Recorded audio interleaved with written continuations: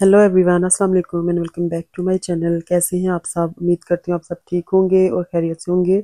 मैं भी शुक्र है अल्लाह का ठीक हूँ। और आज जो मैं काफ़ी दिन के बाद जो है व्लॉग अपलोड कर रही हूँ। काफ़ी ज़्यादा लोग मुझे इंस्टा पे पूछ रहे थे, मैसेज कर रहे थे कि आप किधर हैं, खैरियत है, सब ठीक है, व्लॉग अपलोड नहीं कर रही। अल्लाह मियां का शुक्र है, सब ठीक ठाक है। बस रूटीन मेरी थोड़ी चेंज हुई थी जिसकी वजह से मेरे लिए मैनेज करना मुश्किल हो गया था। तो मैं व्लॉग जो वॉइस ओवर नहीं कर पा रही थी, जिसकी वजह से मेरा कोई व्लॉग भी नहीं आ रहा था। लेकिन मैं दूसरी जो वीडियोस थी वॉइस ओवर के बगैर, वो मैं जो अपलोड वगैरह करी थी। तो पहले मेरी रूटीन ना बड़ी डिफ़िकल्ट किस्म की रूटीन थी। मैंने बहुत काफ़ी रात को लेट सोना और सुबह मैंने जो है देर तक फिर सोते रहना।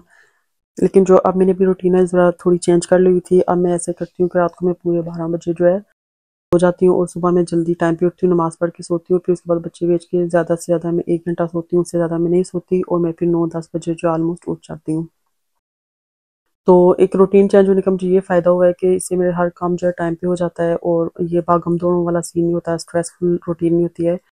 हर काम अपने टाइम पे हो जाता है। पर नुकसान एक ज़रा-सा ये हुआ है कि वॉइस ओवर करना मुश्किल हो गया, क्योंकि मैं ज़्यादातर जो है वॉइस ओवर वो रात को ही करती थी। तो जिसकी वजह से मुझे अब थोड़ा मुश्किल हो रहा था वॉइस ओवर करना। तो ख़ैर अब दोबारा से रूटीन पे आ रही हूँ और आप सबका बहुत शुक्रिया जिन्होंने मुझे पूछा मैं और जिन्होंने मेरी केयर की, इतनी ज़्यादा आप लोगों का बहुत थैंक्स। तो यहाँ पे जब बस मैं स्टोर सेट करके तो बच्चों को लेके पार्क में आ गई थी। आज अच्छा मौसम था। अच्छा, बेल्जियम का मौसम ना आजकल ऐसे हुआ हुआ है, कभी अचानक से धूप आ जाती है और कभी अचानक से ही बारिश होना शुरू हो जाती है। कोई पता नहीं चलता मौसम का, अजीब-सा मौसम है। तो ख़ैर अभी धूप थी तो मैंने सोचा कि मैं फैमिली के साथ चलो बाहर आ जाती हूँ, थोड़ा बच्चे भी एंजॉय कर लेंगे। क्योंकि यहाँ बंद-बंद घर होते हैं तो बच्चे ना तंग पड़ जाते हैं। तो फिर इंसान को दिन में अगर एक चक्कर लगवा दिया जाए या 2-3 दिन बाद भी ले आऊँ तो बच्चे थोड़ा फ्रेश रहते हैं। तो इसलिए मैं इनको लेके बाहर आ गई थी और यहाँ पे जो मैं स्टोर भी सेट करी थी, जो आपने पीछे देखा ही होगा। वहाँ पे मुझे गिटारों पे भी मेरी नज़र पड़ी तो मुझे हुआ कि पहले मेरे बच्चों ने इतनी ज़िद करके लिए थे और अब जब ले लिए तो ऐसे ही ये पड़े हुए हैं। खैर जब मेरे बच्चे किसी चीज़ की बहुत ज़्यादा ज़िद करें ना तो मैं पहले तो उनको समझाती हूँ, लेकिन अगर मुझे लगे कि नहीं अभी किसी सूरत नहीं मान रहे हैं तो मैं उन पे फिर छोड़ देती हूँ, क्योंकि बच्चों को अपनी मर्ज़ी भी करने देनी चाहिए। उन पे भी जो है चीज़ें छोड़नी चाहिए, उनको भी समझने देना चाहिए। और जब उन्होंने ये ले लिए, मैंने उनको मँगवा के दे दिए, तो फिर उसके बाद मैंने ना अपने बड़े बेटे को समझाया और उसने फिर ये उसके बाद इसको इतना यूज़ ही नहीं किया।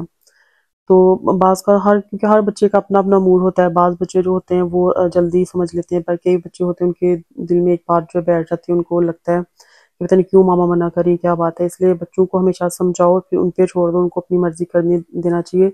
ये बच्चों के लिए जो है अच्छी चीज़ होती है, मतलब उन पे ज़ोर ज़बरदस्ती करना ये बिल्कुल ठीक नहीं है। तो ख़ैर उसके बाद जी हम आ गए घर, वापस आई क्योंकि मैंने नाश्ता ना हल्का-फुल्का ही किया था। इतना कोई मैंने पराठा वगैरह तो खाया नहीं था, आपने ज़रूर देखा होगा कि मैंने ब्रेड ही खाई थी।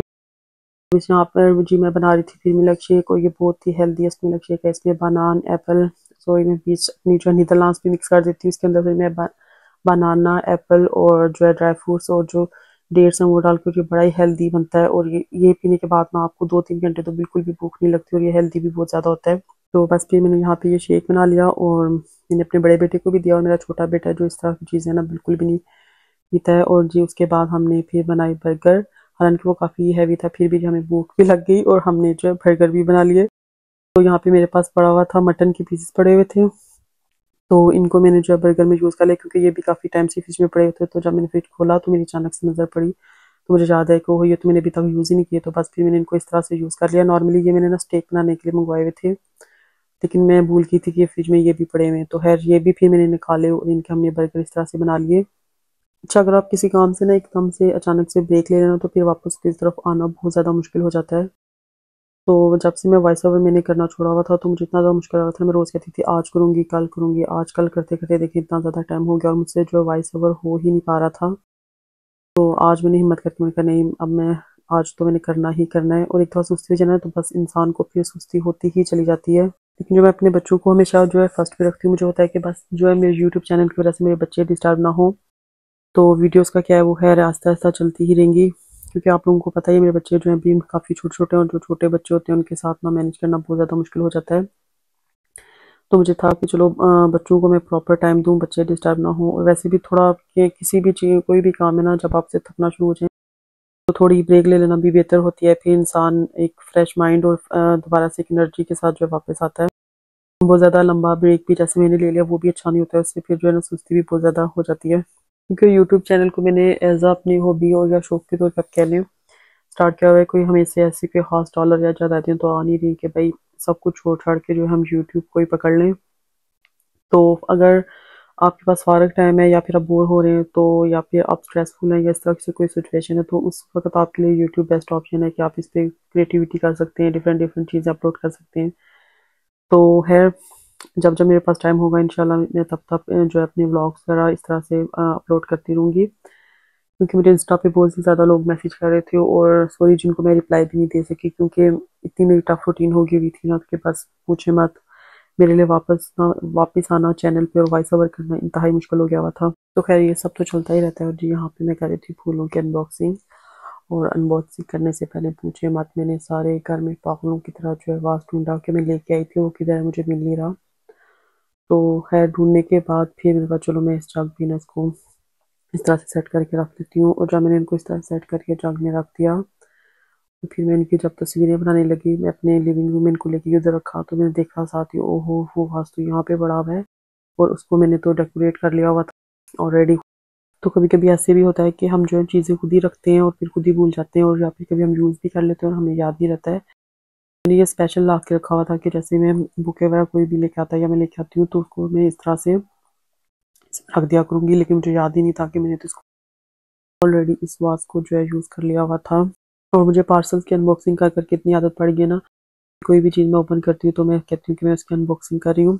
तो है जी, यहाँ पे मैं को रखने के बाद आ गई थी दोबारा किचन में, और जी हम औरतों का जो सुबह का आगाज़ किचन में, और उसके बाद दिन और फिर रात, जितने मर्जी काम कर लो पर किचन के काम जो है वो ख़त्म ही नहीं होते हैं, कोई ना कोई काम निकलता ही रहता है। घर का तो कोई काम भी ख़त्म नहीं होता है, लेकिन किचन के काम ना कुछ ज़्यादा ही होते हैं। तो यहाँ पे जी मैं बना रही थी आलू गोश्त, और जी इसकी रेसिपी में आपके साथ शेयर क्या करनी है, बड़ी आसान सी है कि सारी चीज़ें मैंने इसमें कट करके प्याज टमाटर अदरक लहसुन और जितने भी स्पाइस जो होते हैं वो डाल दिए थे।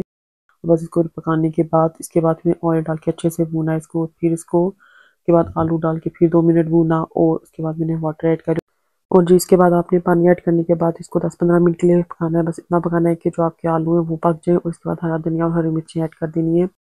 जी ये रेसिपी मैं आपके साथ इसलिए शेयर कर रही हूँ कि मेरी बहनें ना मुझसे अक्सर कहती हैं कि आप ना आलू को बहुत मज़े का बनाते हो, उसमें प्याज जो टमाटर खड़ा खड़ा नजर नहीं आता, क्योंकि कई लोग होता है ना प्याज टमाटर खड़ा खड़ा होता है। तो बस इसमें जो मेन काम होता है बनाई का होता है, इसको अच्छे से भूनना है। तो इसके बाद आपको जो प्याज टमाटर है वो कभी भी खड़ा नजर नहीं आएगा। ये देखिए इस तरह। तो उन वो मुझसे पूछ रही थी, तो मैंने उनको ना ये रेसिपी नहीं बताई, मैंने कहा मैं अपने चैनल पे अपलोड करूँगी तो वहाँ से जाके देखना। तो इस तरह से मेरी वीडियो भी तुम लोग ना टाइम पे ही देखोगे। तो वो लोग भी हंस रही थी कि बड़ी चालाक हो आप। तो बस यहाँ पे मैंने आलू गोश्त बना लिया। और अच्छा, जब मैंने यहाँ पे मटन की बनाई करी थी ना, तो इस पे मैंने 1 चम्मच जो है 1 टेबल स्पून के करीब जो चार गोश्त मसाला भी डाला था, उससे बहुत मज़े का टेस्ट आता है। मैं आलू गोश्त में हमेशा चार गोश्त मसाला डालती हूँ। उसके बाद जी खाना वगैरह खा लिया था, नमाज़ पढ़ ली थी, तो फिर मैंने यहाँ पे जो है बच्चों का जो लंच बॉक्स है वो पैक कर लिया। और ये लंच बॉक्स मैं नीदरलैंड्स और जो इंग्लिश हमेशा मिक्स कर देती हूँ। उसके बाद अपने बेटे का जो खाना है वो भी, के बाद जो बाकी का था मैंने उसको डाल डूल के तो फ्रिज में रख दिया। और यहाँ पे जी मैं उसके बाद अपने बेटे के साथ खेल रही थी, उसकी मैं से ही दौड़ने लगवा रही थी।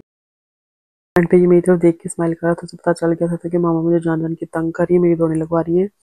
तो है ये थी जी मेरी आज की वीडियो। आई होप सो कि आपको पसंद आई होगी। मिलती हूँ फिर नेक्स्ट वीडियो में, तब तक के लिए दुआ में मुझे याद रखिएगा। अल्लाह हाफिज़, बाय बाय।